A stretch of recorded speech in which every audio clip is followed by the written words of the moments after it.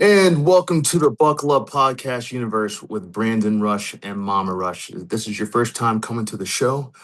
I am actor Brandon Rush. I've been in 80 television shows and movies, some of the biggest shows ever created the last 15 years. And I'm very excited about that. And we'll continue to be working in TV and film. My mother is a pharmaceutical sales specialist, and she joined me on the Buckle Up Podcast universe as my co-host April 9th of 2025. We have done 147 episodes as of today. We are on 6 continents. We are in 82 countries around the world, and we are in 950 cities worldwide. And that is quite the accomplishment, which we are grateful for that. We have been blessed to have guests from all around the world. So, from the people I work with in the movie business, I've had over my 80 TV shows and films, I've had directors, producers, writers, actors, actresses, voiceover artists, all different type of people. Oh, casting directors, casting associates, casting assistants, and casting producers all on this show and will continue to be on the show that we have lined up in the future. We've had doctors, lawyers, military, veterans, and our goal with this show is to one, educate the youth and help them with different options. And by having guests tell their story, they aren't only talking about their own legacy that they're leaving, but also it is helping the next generation, because you should always send the escalator back down or the elevator back down to help out the next generation. We also have CEOs from companies on here. We've had business tycoons on here that have been beyond successful. And we've had teachers on here, my professors from college at USC. And I think I might be missing a few, but that's okay. But we are welcome to guests from all different backgrounds around the world. I think that's what makes this show so special, is because we have those people from around the world that not only get a chance to hear their own family or friend stories, but they get to learn about other people's adventures and their stories. So we enjoy that at the Buckle Up Podcast universe with Brandon Rush and Mama Rush. Today we have a voiceover artist on here today. Thank you, Voicelings, for introducing us to Harry Dyer. Uh, Actor Harry Dyer is from Hull, England, whose journey into animation and voice acting has been nearly 4 decades in the making. From a young age, Harry was a kid organizing make believe games, assigning characters, and entertaining classmates with his voices and impressions. During the 2020 lockdown, he turned a simple home setup into a professional career, voicing characters across animation, games, and audiobooks. Now he's on the verge of signing with a major Los Angeles agency and stepping onto the global stage. So we are about to welcome Harry Dyer on here in 1 minute.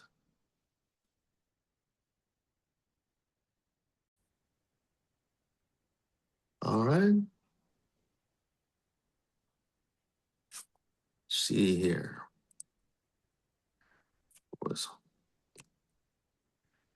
Harry, what is going on, mate? How are you doing? I'm not too bad, thanks, matey. How are you? I'm doing good, man. Sorry about the confusion on our the timetable. I know it can get kind of crazy. It's all good. It's all good, yeah. I didn't know whether we'd had the spring equinox yet or not, so I didn't know whether there'd been like a change in the time or what, but by the by, it's good to be here. Yeah, absolutely. Harry, I'm going to ask you a question about that spring equinox in 1 second. Sorry, this thing's going off. Wait, quick question to ask you. First off, Harry, welcome to the Buckle Up Podcast universe with Brandon Rush And Mama Rush. Thank you very much for having me. Mama Rush, it's a pleasure to meet you, my dear. Oh, I'm so happy about speaking with you on today. I got so excited when Brandon said he's from London. So we're going to have a great talk. Yes, absolutely. You're from Hull, England, I believe it is. Yes. That's right. Yes. From across the pond. Yeah, will you tell Harry, there's two things I want to do. Will you tell us about the spring equinox? Is that what you guys call your equinox? You said spring equinox? Yeah, when the clocks change. Okay.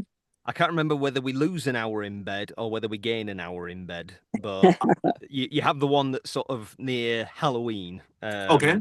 And then you have the one that's round about this time. So I have a feeling that we lose an hour. So, but it's different. I've had it before where I've gone to talk to people in the States, and then they'll be like, "Where are you?" And I'm like, "Oh, God." So it could have been that, but the main thing is we're here now. Oh yeah, absolutely. The reason I asked is because we call it daylight saving time over here. So That's I right. Yeah. for our American audience, I wanted them to at least hear what you meant. Even though we kind of got the concept, but I wanted to hear you say it. Sure. Also, Harry. So wait, you grew up in tell us about Hull, England. We don't know anything. At least I don't know anything about it. If you wouldn't mind explaining that, telling us about growing up over there and all. Sure, yeah. So Hull is in East Yorkshire. It's as far east of Yorkshire as you can get. So that's up north. Okay. And interesting facts about Hull. Hull was one of the most bombed places in World War II Holy smokes. because of it was a massive shipping town. Okay. So it was a prime target, and apparently the Germans followed up the River Hull, and that's how they sort of found their way. So Hull was the most bombed city in the UK. Oh wow. Hull had the City of Culture in 2017, which is where it gets a lot of money pumped into it, and we get to sort of spruce things up a bit and make things nice. Another interesting thing about Hull is where William Wilberforce was from. And his claim to fame was that he was one of the big pioneers for abolishing slavery in the UK. Really? And his house is still in Hull. You can go and see it. I think they've turned it into a museum now. So those are some Hull facts off the top of my head. But the one thing that gives anyone from Hull away when you speak to them, it's this particular phrase. It's uh, "Oh no, I've got to go home up the snowy road and have a can of Coke and wash my hands with some soap." So if you ever hear anybody going then they're probably from Hull. Okay, yeah, I'll absolutely. I probably will in my travels, and when I finally get a chance to meet you in person, Harry, I definitely, I will definitely one always quote you on that. But if I ever hear that, I definitely will be able to be. Hey, you from Hull by chance? Because I know this guy. It's funny you mentioned that because I have friends from Canada who anytime I didn't grow up around any people from Canada or anything like that, but anytime someone says a, the first question I always ask them is, "Are you from Canada?" And it's nine times, actually 10 times out of ten, is yeah, I'm from Canada. From Canada, eh? Yeah, absolutely. So how did you end up let's tell us about your journey about becoming into voiceover artists. Like how do you go from your I want to hear your story about growing up and all that and how this brought you to where you are today. So I, like many sort of actors, you may have found this yourself, Brandon. When I was young, I was the performer of the group. I loved to entertain people. Making people laugh was my way of sort of establishing myself within the social hierarchy, if you like. Okay. I was the one who always loved to play games and play make believe, and it just kind of stayed with me. Other people sort of diverted into magazines, music, football, but I was always, coming up with worlds and games and stuff like that. And then when I went to high school, that stayed with me. Although, funnily enough, when I was at high school, I was very, very nervous about performing. Mhm. And our high school had the drama people who were Yeah. they were the guys who always hung around in the drama block. They were always in the school productions and things like Yeah. that. And I never was. But what I did was I had a real interest in filmmaking and film Okay. in general. So what I used to do with my video camera, my camcorder, Yeah. I would make little films and film myself doing scenes. And then I had my really close friends at school. We sort of had like a small, tight knit group, and we used to make our own episodes and our own little Okay. short movies. So that was where I sort of got a feel for performing for the camera, if you like. And Yeah. then towards the end of school, I was like, I want to be an actor. That's the thing I'm good at. I used to go up on the stage every Christmas when they had the Christmas assembly, when it was like, Mhm. if anybody wants to perform, just go speak to the drama teacher and say what you want to do, and then go up there and do it. And when I used to go up on the stage, that was when you were like, suddenly everyone was like, hey, that's Harry, isn't it? And like suddenly you're seen, you're Yeah. noticed for what you're, for the gifts that you've been given, what you've been put here to do. And so then I just took that with me to college and studied acting, just acting, Okay. um, and did a little bit of everything. And then from there, ended up going to drama school, where I guess like college was where I really found my love for it and got Yeah. confident with it and was doing it a lot. Then when you go to drama school, that was where you sometimes pretty much everybody comes in with this attitude of like, yeah, I know what all this is about, and then you go into the proper drama school acting classes and you're like, oh, I don't know anything. I Yeah. really don't know anything.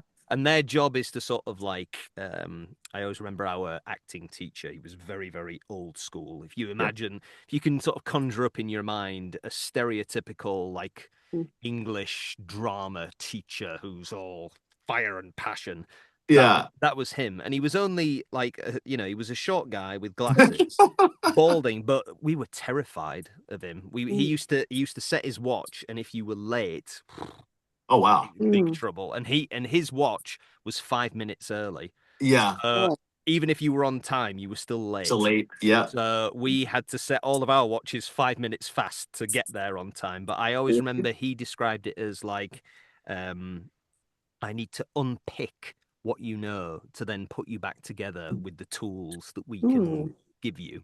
Oh wow.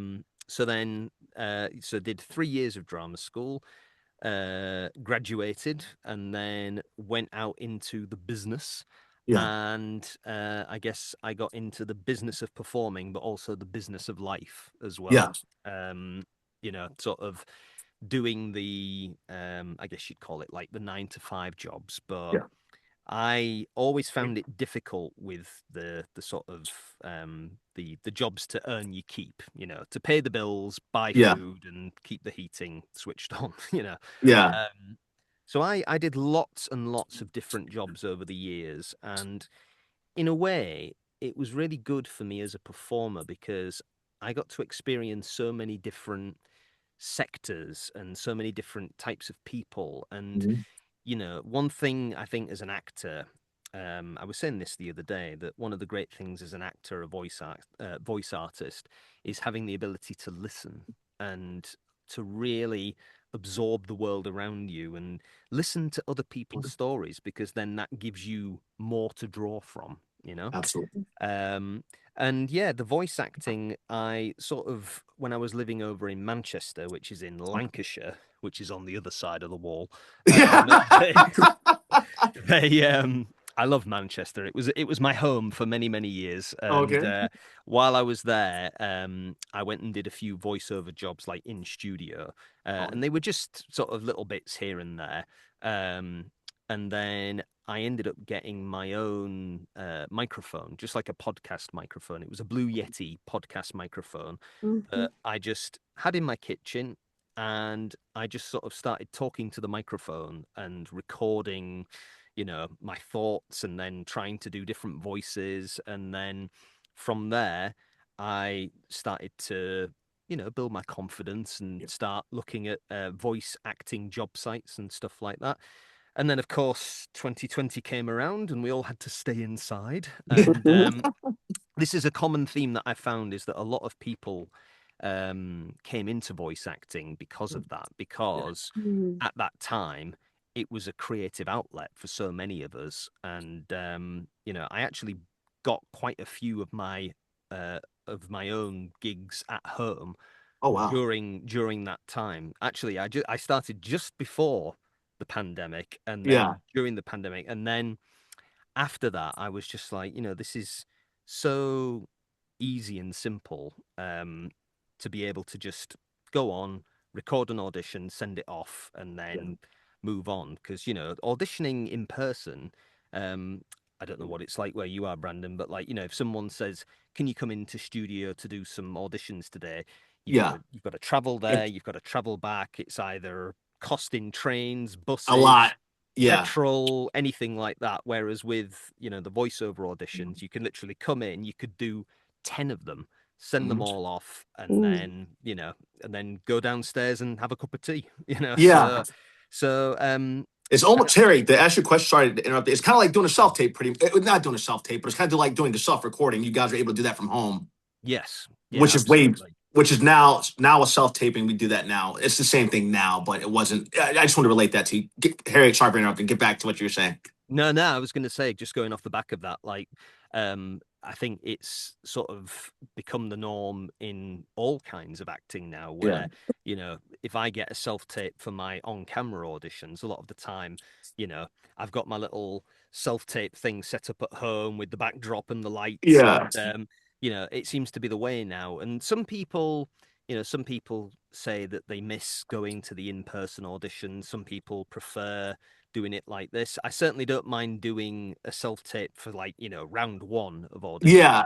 And then when it comes to round two and they're like, we want to see a bit more of what you can do and try you out and stuff, then I don't mind going in and actually, you know, shaking somebody's hand and Absolutely. getting a real sense of you, because self-tapes are good, but Yeah. I find that when you actually go into the space and meet the people, they can actually get a real sense of you as a person, not just as a performer. Absolutely. So yeah, so and then I find myself here now where voice acting is kind of my main bread and butter, if you Heck like. yeah, man. Um, Congratulations. Thank you. And yeah, and I ended up I've joined quite a few different sort of voiceover groups and communities. Ended up joining the Voicelings. I know you've spoken to a few Voicelings already. Yeah. Some great people. They really are. I mean, the one thing I say about the Voicelings is that it's a really great community, because there's lots of different voice acting courses and coaches and stuff like that. And the Voicelings was set out specifically to be a community, so a place where people can come, they can try stuff out, they can talk about stuff, no matter what level you're at or where Yeah. you are in your journey. You can come in, people aren't gonna, you know, berate anybody or be overly critical. You know, people will be critical if people ask for it, but Yeah. like Tara Strong, who is the sort of the pioneer of it all, and she's described it as being, you know, I guess a safe space for Yeah. people to come and to practice their art and test their love for it. Absolutely. And Well, go. Sorry, sorry. no, Go. you go right ahead. Go ahead. No, No, I was I'm just listening because I want you to continue. I'm just listening to your voice, and it has this characteristics It's good. about it Yeah. that I love. I'm sensing it. It has this mellow. Your voice is like mellow. It's like a calming voice. It's very unique, by the way. It's very that, unique. I wanted to let you know that. But go ahead, finish up, and then I'm going to ask you a question here. brilliant. Well, thank you very much for that. And yes, I have been told many times that I've got quite a calming voice. I've actually done I've I've done a couple of those apps where, you know, it's designed to just help you get off to sleep. It's Yeah. talking Mhm, about mhm. a nice snowy cottage in the woods and the fire is Yes. burning. And yeah, so yeah, but the last thing I was going to say about the Voicelings was that I came to the Voicelings at a time when I guess I was going through a bit of a slump with Mhm. everything. And, you know, when you'll know, Brandon, when you're an artist, you have Yeah. those times when things can get difficult. And last year it did get quite difficult for me. And I had gone on to the Voicelings page and they'd advertised that they were doing these scholarships. Okay. And I'd sort of thought, you know what? Why not? Give it a try. They can only say no. So Yeah. I applied for it. Didn't expect to hear anything back, and they came back and offered me this scholarship, and it was literally like the last of my finances. And I thought, Mm, again, I was like, you know what? Let's do it. Heck yeah. mhm, And it was a real pivotal moment because since joining the Voicelings, it's like life has just turned in a really great direction. Amen. And it sort of brings me here today. You know, Yeah. we wouldn't be probably talking now if it hadn't been for the Voicelings. So, so that's just what I wanted to finish on there. But mhm. yeah, so that's a condensed version of my story there. Okay. Well, Harry, I did want to say, first off, I'm appreciative of Voicelings for bringing us together. I apologize for not even seeing. I think you wrote me. I don't get notifications on Instagram, and I get a lot of DMs from a whole lot of things, but I don't always see it. So it was in a general pile. So I think you maybe had sent me a message in February, and I didn't see it until just the other day because someone from Voicelings, Jeremy, I think is his name, was like, "Hey, Brandon, there's this guy named Harry who I think you should check out. Who is trying to get his it might be the O1 visa to come over to the United States to work. We're gonna make sure to That's talk correct. about that too. That's correct. And so I was like, I'm all about helping people. That's the way I've always been. I got that from my parents, my mom, who's still alive, my dad when he was alive. They were always trying to help people. And so with this platform, it was what we use to try and help people. And I've been blessed to be in 80 TV shows and movies. So every person I have worked with just about has either been on this show, is coming on the show, or it's like either been on the show or coming on the show. So we're here to help to the best of our ability and get people's stories like your own out here, Harry. And you, Well, Harry, I can tell you're a good dude, man. My heart goes out Yeah, to you just hearing you talk. yeah. well, it's I've been listening to a few of the buckle ups when it was Melissa Mirren who had been Yeah, on, and that sort of brought me to you guys. And yeah, I was going to say you've had a really sort of a really varied group of people who you've yeah, spoken to, and it's Mhm. fascinating listening to Yeah, all these different people and all of their stories. And again, like I say, as a performer, it helps you massively hearing all these different slices of life. that is. absolutely. Harry, sorry, mom. One more thing I just want to say. Yeah, go ahead. Harry, I watched Game of Thrones, and I've always related the most to Jon Snow's character because that's how I kind of felt with in life, Hmm. where he's able to make friends with all different groups of people from different areas throughout that show. And that's the kind of person I am. And I've always been a person who meets people from all around the world. And I figured, why not with how the Lord has blessed my career? I always wanted to bridge a gap between me and the West Coast and the East Coast first. Never thinking they would end up overseas like it has with all the people around the world. But my goal was always to bridge the gap. And I said, God, if I can be that vessel to help out people, let me do that. And so now with where my career's at, I'm able to start doing that to the best of my ability. And with my mom, who's been my ride or die with Thank that. you, Brandon. And you can go ahead, Thank you mom. so much. We've had so much fun with this show, but I want to ask a few questions of you. How Sure. did you land your first role, the first role you ever did, and you got paid for it? The first role, the first big role that I Mhm. ever landed, was it was a film called The Giant Killer. Okay. And it's by a company. I think they're based in LA. They're called The Asylum, and Hmm. they're famous for I think like the Sharknado films and mega oyster versus colossal shrimp and stuff like that. Mhm. Yeah.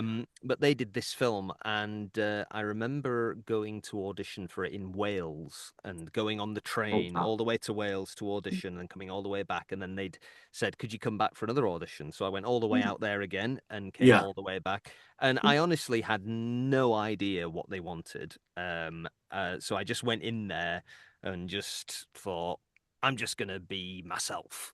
Yeah. Yeah, and then not long after that, they messaged and said, "Yeah, we'd like to offer you the part." And Heck yeah. it wasn't the first job that I ever did from graduating from drama school, but it was the first big one where I was like, "Oh wow, this is real. Like this is the real deal." Yeah. And it was paid, and we got to stay in a little cottage in Wales whilst we were filming it, and Mm. yeah, it was just a really great experience, and yeah, and it was one of those moments where you sort of felt like, yeah, I'm where I'm meant to be.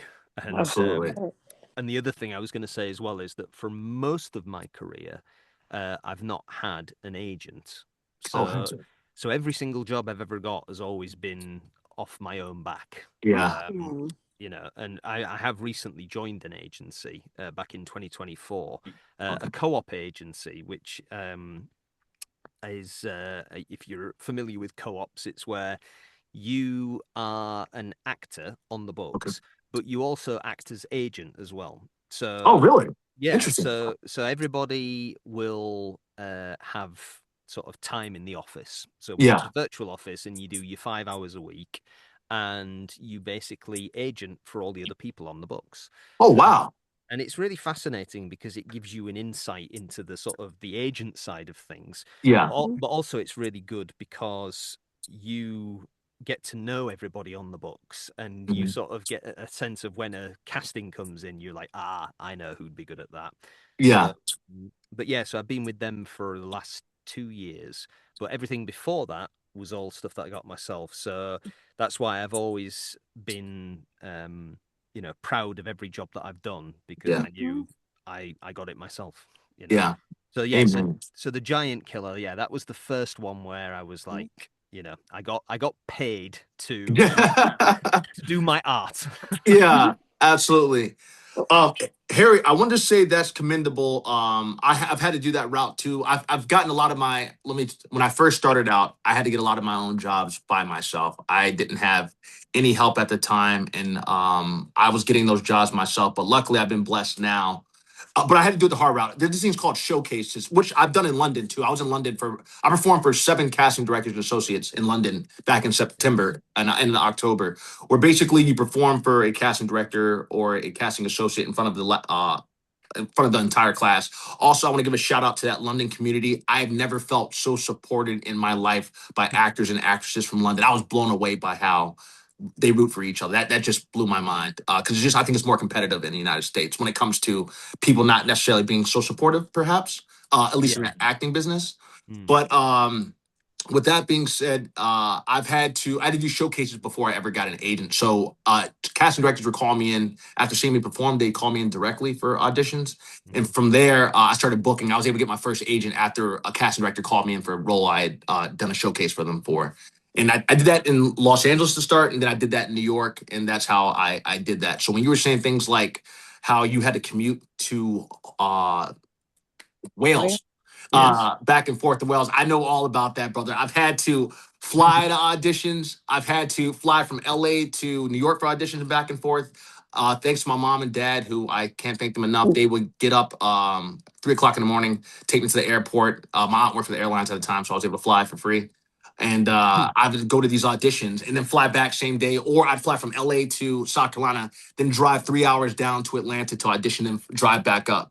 And Hmm. so I know I feel for you completely. And with you saying how proud you are, you should be because people don't understand how some people might not understand how hard that is or how difficult that is. It's not only are you getting these roles yourself, you're competing against people that can probably get seen before you that have that agent. But you were able to do that on based on your talent and grit alone. So I wanted to just commend you on that.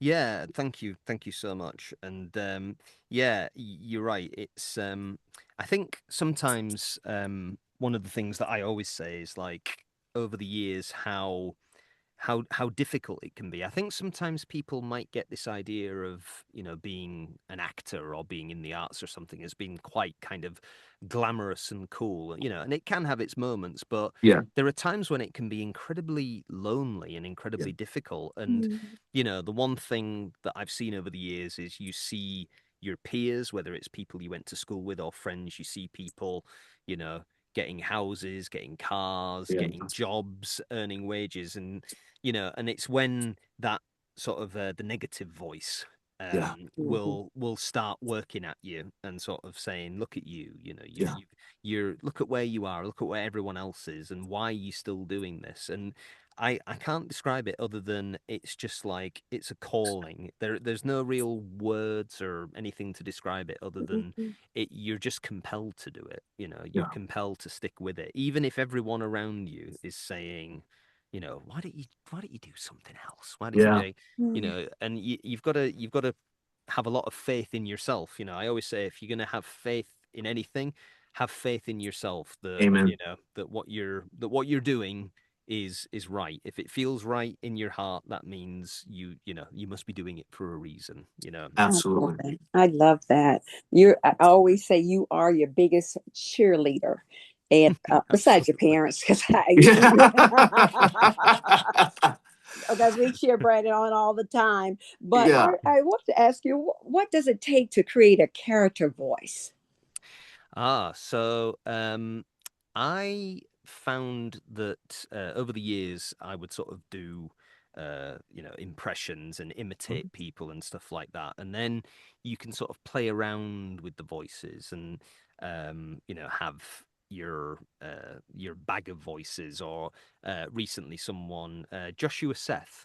who was the voice of Ty in Digimon, Okay. and many other things. But I did his voiceover champions group, and he was the one who said, whenever you do a character, if there is a line or something that brings that voice out, write it down and make a little book of characters, so that there might be one line that you can say that just gets you into that, let's get the hell out of here, or something like that. So, but when it comes to creating a character, so say for instance, if I get an audition through, I've had a couple of auditions this last week, and it always helps if there's a picture of the character, because sometimes that can just, again, it's like I always describe it that acting is playing, and it's that same feeling you get as a child if you're playing with toys and you pick up the toys and you start speaking for them. Depending on what that toy looks like, that's the voice that will come out. And it's the same when you see that picture on the page. The voice will start to come and you'll sort of go with that. If there is no picture, you've got to obviously read the character descriptions. Sometimes they'll give like maybe a few characters that it might sound similar to. If it's a robot, they may say, do like Anthony Daniels C3PO, or oh wow, or do Marvin the Paranoid Android from the Hitchhiker's Guide to the Galaxy, something like that. Yeah. But what I find is that you can sort of do that, take little bits and put it together. But also, if I'm auditioning, I will sort of do roughly what they're asking for, but then I might do one that's just completely, again, like just pull something out of the bag. Yeah. And do something that's a bit more me.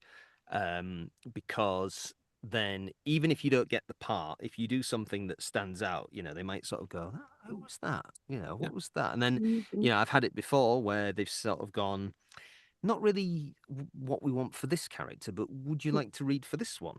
And, if you can sort of show what you can do, and I guess when going to drama school, doing the sort of training in the Stanislavski technique, oh wow, yeah, which is like you find the reality within yourself and you bring it out.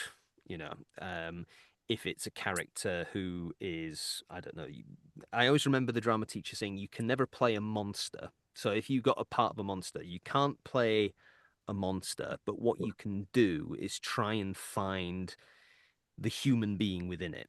So the example he gave was, if you were given the part of Dracula, it's not just a case of going, like, I want to suck your blood. It's like you find the man he was and try and bring that to the surface, because then that's something that's relatable.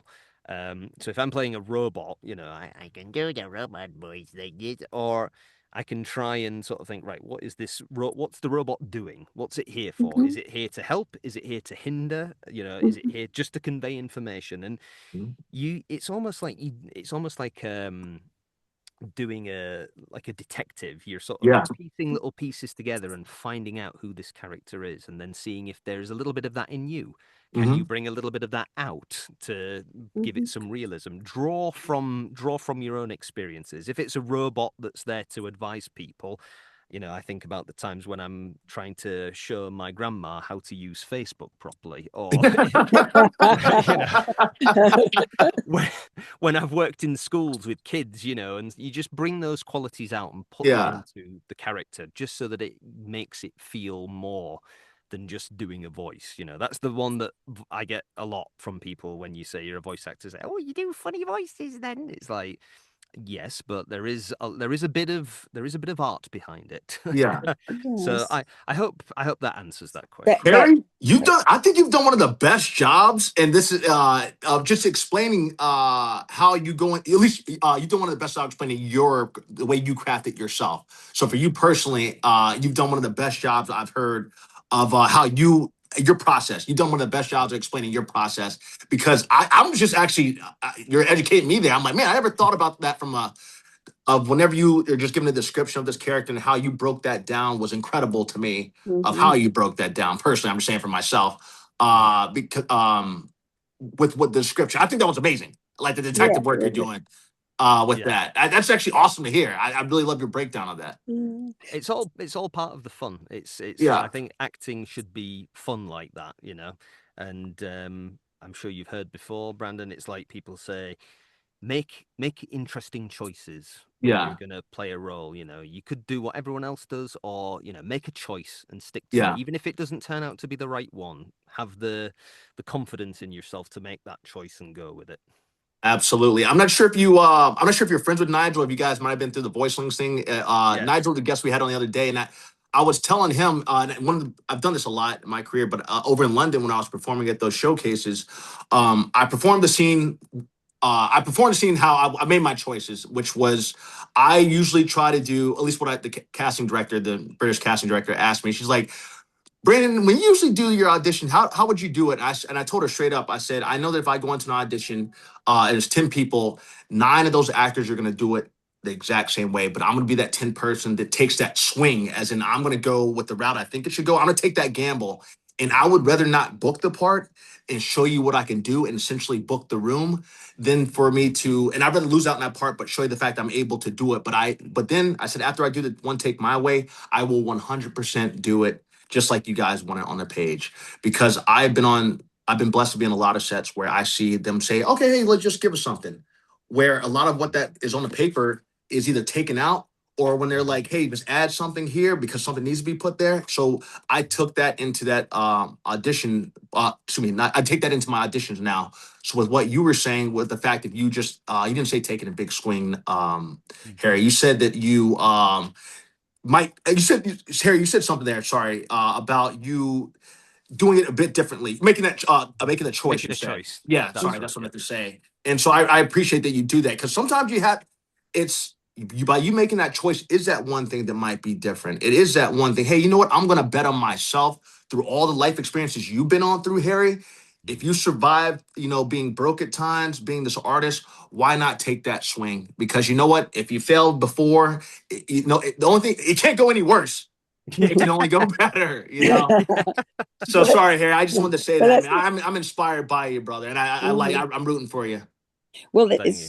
it's so good. I heard both of you because if you think outside of what they're expecting for a particular role or a particular voice, it opens the door that they might say, not for you, Brandon. I think about maybe not this particular role we had in mind for him, but let him try something else. And I heard you say the same thing, Harry. Maybe try a different voice. They're listening to you and they said, well, try this. And I think what you all both are doing, creating opportunities within shows Yeah, or Yeah. whatever with these people who hire for these jobs or these roles, you are making them think beyond what they had written or produced or created or paid for or wanted to hear. And I think that's always so important. So with that, Nigel, excuse me, I think about Nigel, Harry. another Harry. Yeah. Harry, favorite type of project? Do you like animation, games, or audiobooks? Ooh. Um, I've done all three of them, and Oh wow. I Mm. really enjoy animation. Yeah. Mm. It's just for the main thing because it's fun, Yeah. Mm. and I love sort of doing the fun voices. I did a game that's released recently called Neo 3 on the Okay. PlayStation. So I did Mm. that last summer, and that one was I remember going again. I got that one on my own. Yeah. Did a few Okay. rounds of auditions and then ended up going down to London to record. Amazing. Mhm. And yeah, the process for recording a video game script is very different. With an animation script, it's I guess you'd call it like a standard script. So you Yeah. go through, there's the characters, there's the lines. With a video game script, it's like having like an Excel spreadsheet. Okay. And I remember going into the studio. It was an amazing experience. Awesome. I had to stand on a spot with a little stool. The producer was in Paris, and the client were in Tokyo, Japan, all Oh on this wow. call at the same time with me on the screen. So I was the only one that was on camera. Everyone else Yeah. was veiled. But Yeah. the So they basically go through this giant spreadsheet, and you can hear them going, "All right, go to 216 line, blah blah blah blah," and then it just on the screen in front of me, they just go to it, highlight it, then they play the line in the original Japanese with maybe a bit of animation, maybe not, and they'll go, "Okay, here's the original line. Okay, so just get that energy for that, and after the three beeps, ready?" And then they'll play it and you see the lines and it's beep, beep, beep, and then you do it. And if there's animation, you have to, there's so many different things that you have to think about. You've got to try and get it the same kind of pitch, tone, feeling as the original line. You've got to read the line as it's written. You might want to put a bit of action into it. And especially with Japanese, like there are some words, Japanese words that you're like, I'm dyslexic, so I'm always very nervous when it comes to reading on the spot. And when you're doing that with the client and the producer live on the video, and the line's coming up, and it's got a Japanese word in there with a very specific pronunciation, and you're having to say it quickly so that it fits with the mouth. It's you're like that, but it was really cool to do that one, because they would sort of go, "Okay, now you're going to play a monk, and next one, now you're going to play an evil spirit who's taunting the main character, and now you're going to play a soldier." So again, you have to like go into your box of voices or your bag of voices and go, "Okay, let's find a soldier. Okay, right, an evil spirit." It's like, "Okay, right, now let's do this," and then the monk is like, "Okay, now we're going to do this." So yeah, that one was very kind of rapid fire, but a lot of fun. Audiobooks, actually, after we've finished here today, I've got an audiobook to record. Oh, wow. And the audiobooks are great because, again, I guess with my calming voice, I sort of it works well in audiobook form. And with an audiobook, you might like the ones I'm doing at the moment, it's a series. So you always love getting those jobs because if they say, "Oh, there's a series," you're like, "Good, there's 5 or 6 books that I'm going to get to do here." So that'll keep me going for a few months. But Yeah. you could play, like in some books, I've played 20 different characters Holy smokes. in a book.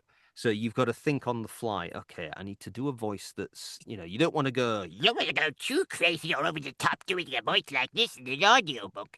But you want to do something that's just subtle enough so that the listener can be like, "Okay, I know who's speaking now." But it's not too over the top. It tends to be a bit more grounded. So yeah, and then with those ones, a lot of the time as well with an audiobook, not only do you have to record it, but in some cases you have to edit it as well. Really? You've got to go through and edit the chapters, edit out all the fluffs and the mistakes and the, something falling off the shelf or whatever. So it's like kind of 2 jobs in one. You're the voice artist and you are the editor. And then you send it off, and then they'll make sure all the levels are right before they then release it onto Audible or whatever streaming platform it's on. But last Christmas I did it was a sci-fi audiobook Oh, wow. about like the multiverse and different worlds and stuff, and you kind of have to learn things on the fly as well. Like if you don't know anything about quantum physics, but you're talking about it, Yeah. you've got to sort of educate yourself so that what you're saying makes sense. So every different thing comes with a different discipline, but certainly animation is the thing that I enjoy, just because a lot of the time it's nice and simple, it's fun, and it's easy to sort of to go through and read it all. Yeah. It's a very straightforward ABC kind of job to book. Okay. So yeah, Dude, that was amazing, Yeah, Harry. I'm loving that. I'm really loving how you're bringing your voice out, the characters of the different characters within you, the voice within you. I love how you do that shift, and it's just amazing to me. I'm just Yeah. listening. I'm fascinated with you as a human being. You're right with us, Harry. Yeah, We're yeah, fans. right. But with that said, oh, have you done any mentorship? What did mentorship mean to you on your journey so far? What has it meant to you on this in journey? In terms of being mentored by other people. Either you Yeah, doing it, Harry, I you think your you mom said, or someone are, mentoring you. yeah, someone mentoring you, like Brandon said, as well as you mentoring someone else, if you've had to do that. I've been mentored by a lot of people. Hmm. I haven't had the chance or the opportunity to do much mentoring yet. Okay. I would love the opportunity because I'm very much a believer in passing out knowledge and sharing Hmm. it round. I don't see the need to sort of do any kind of gatekeeping or anything like Yeah. that. I think that if you have knowledge, share it with people. Hmm. Help people on their journey. Like you were saying before, Brandon, like if you have the opportunity to spread your light to other people, then do it, you know. Yeah. Hmm. And whenever I've gone to a different mentor, whether it was Joshua Seth or Tara Strong, there was someone, Sarah Nightingale. There's many people that I've taken something from, and I like to think that when I've been with everybody, each of these different mentors, there's always something to take away. There's always new strings to add to the bow. And I guarantee there will always be at least one thing that you will sort of take from a different mentor. And I think it's been really great for me. In fact, I was listening the other day to Ricky Gervais, and Okay. he was saying about the fact that like he didn't really come into his stride until he was 40. Hmm. And I'm 38 now. I'm 39 this year. And I remember him saying about I can't remember it was his partner or someone when he was saying about, why didn't I do this sooner? Yeah. And she said, because you wouldn't have been any good at it. Like, Hmm. you are doing it now because now is the time. Hmm. You needed to prepare for this moment. And I think that over the years, all those different mentors have just given me something to build me up to this point where I feel confident enough in myself that that I can go out there and do it. But not only that, that I can give back as well. That's Hmm. that's that's my ultimate goal, Oh, really, is to be wonderful. able to give back. I love that. Even if Okay. it's just through the storytelling, even if it's Yeah. just through that, This- to be able to give something back to the world. I feel like I've been waiting to spread my light with people. Yeah, Absolutely. You're doing it yeah. today, Harry. Here you are. Uh, That's it. I just want to ask one final question on my part, Brandon. Okay. What is Harry? Listen, I think about something. I'm sorry. I would thought I missed. I didn't say his name correctly, but it No, you is did. Harry. I had Yeah. knowledgeable on my mind, and then I said, "Oh, Harry, this is Harry." Excuse me, Harry, about that. Hey, Harry, what is your dream role? Tell me one role out there that would be a dream for you. I would love to do. I would love to do something with Disney because Mhm. I grew up on Disney, so I would love to be part of the Disney family. Mm-hmm. Um, but I guess I would love to do an original character Ooh. because there are some voice actors and some actors who may only ever do sort of one big character that they're known for, but that one character can touch the lives of so many people. Mm-hmm. And I've always said that even if I did that, if I had my one shot and it was one character and they were just like Harry Dyer is known for doing this role, then Mm-hmm. sometimes all it can take is one of those roles to open the doors. And I think if it was doing voice acting, I'd love to do that, like an original sort of cartoon character and do that voice. Mm-hmm. However, I've always said that as an actor, as an all-round actor, a Mhm. role that I would love to do, the role that I was born to play, would be Doctor Who. Okay.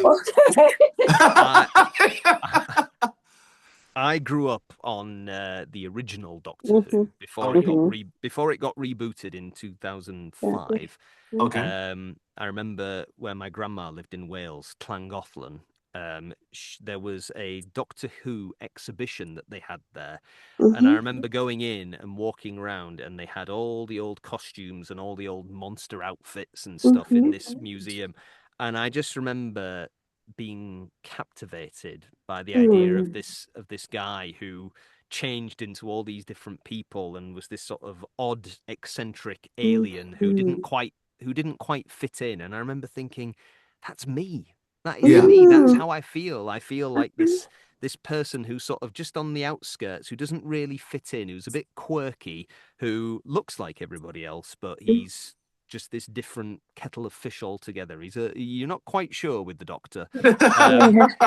so that How, would be the one role if I could do that. And yeah, I would love to play Doctor Who one day. Yeah. how old were you? How old were you when your I grandmother was took you? I was about 7 years old when I Uh-huh. went to the Doctor Who exhibition, and I remember the Daleks when I was a little kid because they had, I think it was on the TV, and Mm-hmm. you know that was the thing I recognized first was the Daleks, and I remember being scared of the original Daleks. Mm-hmm. And but and I'd heard the name Doctor Who, but I didn't really know what it was. And I say when I went to this exhibition, they had it all laid out, and I remember they had a TV screen where they were showing each of the actors who'd played the Doctor, and it showed them sort of doing a little bit of their Doctor, and then it showed them regenerating into the next one, and then they Yeah. had Mm-hmm. all of the costumes behind glass, and I just remember Mm-hmm. walking along the line and looking at them all and Mm-hmm. just thinking, wow, how Mm-hmm. cool. Oh, Absolutely. Harry, that's awesome. I like a quick story. That reminds me of when my parents took us to Universal Studios for the first time. Miami Vice was still going at Universal Studios, and I remember seeing that as a kid. They had the Back to the Future vehicle too, and then they had Knight Rider vehicle. But seeing that Miami Vice video still sticks in my head today. And like working at Universal Studios now, like I do, it's always amazing that my parents were that inspiration. Just kind of like you were saying with your grandma taking you to see that Doctor Who, how that was just so amazing to you at that time. That's how the Universal Studios Miami Vice was for me. Yeah, I think that a lot of us performers, it's things that capture us as children. And mm-hmm. if we're lucky enough, we can hold on to that childlike feeling Yeah. and carry it into our mature age. You know, I mean, there were several things as a child that did that. Mm-hmm. Ghostbusters. It's my favorite Yeah. film. It is my favorite film of all time. Yeah, If I could be in a Ghostbusters film, I would be made up. That would be Absolutely. fantastic. So I loved Ghostbusters. I loved Who Framed Roger Rabbit. Yeah, that's a great one. For many years, I was convinced that cartoon characters were real. Yeah.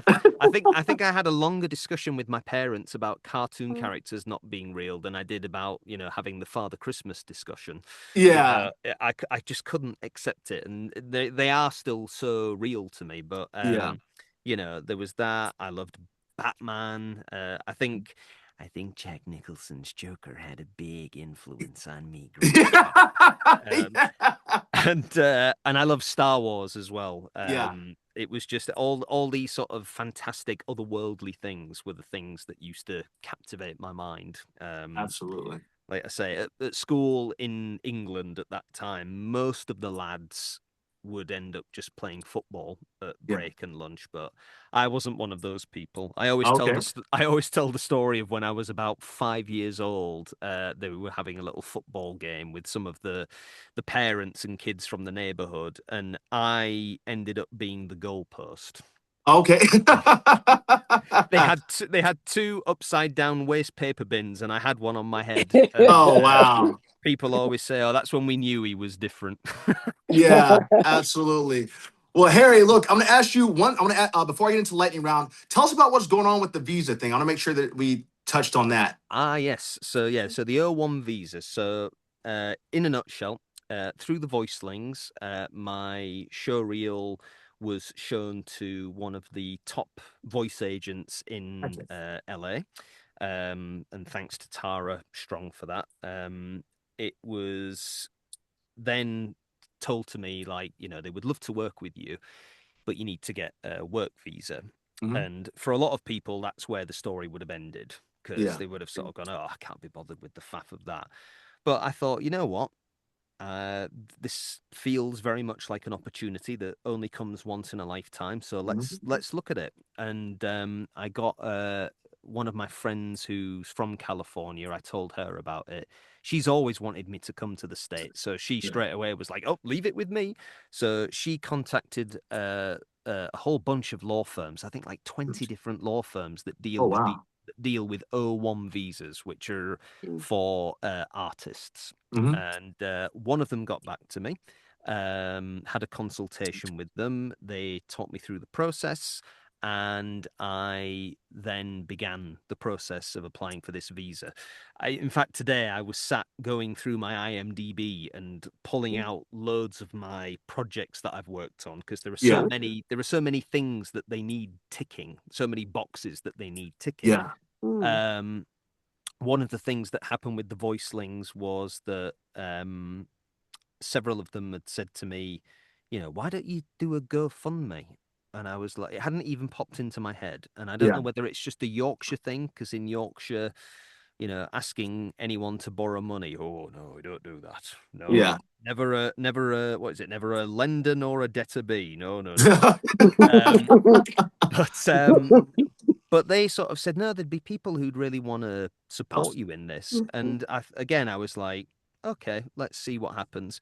And I remember thinking, there's no way that anybody's going to want to do this, because it was like the full cost of everything is about Hmm. $11,000. So Yeah. it's a pricey thing to get a visa, very Yeah. pricey. It is. Yeah. Wow. So I did a GoFundMe, put it out there, and said need to raise about $11,000. So that's like £10,000, Yeah. and we've just about raised £5,000 so far. Amazing. So about half of it's done. I have my own money that I'm putting into it as well. Yeah. Um, but it's been really humbling, and this was something I wanted to mention as well, is that it wasn't until week 2 that I started reaching out to people, because up until Hmm. that point I just put it there and people donated. Yeah. um and then in the second week I started sort of messaging people and going through my phone book and just seeing who might be interested. Yeah. And when I was saying about doing all those jobs over the years, like working in offices, working in the bank, working in the hospital, working as a delivery man, like all these things. And I'm messaging all these people that I used to work with and thinking like they're not going to be bothered with this. Yeah. And it's amazing how many people have come back and they're like, "Yeah, we'll support you. We Heck always yeah. knew you'd do that." And I think it's been a really nice experience to know that even though some people I might not have spoken to, in some cases I've not spoken to in decades, Yeah. still care enough and believe enough in me and what I'm doing to be able to support me. And I've said to Absolutely. every single person, I've said, it doesn't matter whether you've pledged this much or that much, just knowing that you're supporting me is lifting me up. Heck yeah, There's not a price you can put on that, you know. man. So it's getting there. It's getting there. Uh, by the end of April, I should have everything that I need Okay. in place, and then it's just a case of waiting and seeing. But if it all goes well, and I then have the right to come and work in the States, it lasts for 3 years. Amazing. Oh, And okay. I have a few projects that are in the pipeline, which I'm hoping should all coincide nicely. Heck yeah. So it really does feel like, as I say, from the moment I joined the Voicelings, I don't know whether you want to call it the hand of fate, the universe, God, whatever you want to say. It Yeah. feels like it's kind of moving me in this good direction. And as Amen. I've learned in life, life is kind of like a river that flows. And if you can go with the current, hopefully it will take you somewhere good. And it feels like things are going in a nice direction at the Sure, moment. But sure. Heck yeah, yeah. Harry. Oh, I'm So happy for you, man. Make sure you send me the link for that, Harry, as well as your photo. And then now I'm gonna get into the lightning round, Harry. ah. And Godspeed with everything, man. I wish you all the best with that. And then, as I said, send me the Thank link you. so I can put that in your podcast thing Yeah, for your GoFundMe. The GoFundMe link as well. Okay, thank. And then Thank you. Harry, you don't know a name by heart, do you? Of the GoFundMe thing? Does it have a name Uh, on it? Or It's From Hull to Hollywood in 60 days. okay, There it's you go. from Hull All to to Hollywood in 60 Hollywood in days. 60 days. That's it. Okay. Yeah. Okay, perfect, Harry. I'd make sure we got that in there. All right, so let's see a lightning round. Favorite cartoon? The real Ghostbusters. Oh, that was a great one, man. That's actually on Tubi. It's on Prime, I think now. Yeah. One voice you can do instantly. Oh, that would have to be Roger Rabbit. Please, we've got to go to Toontown and rescue Jessica, Eddie. Yeah. Wait, you do too? Do you have another one there? Oh gosh. Well, what about Goofy, Max? We're gonna go on a road trip, spend some real quality time together. Man, I love Goofy movie. You don't have a third one, do you?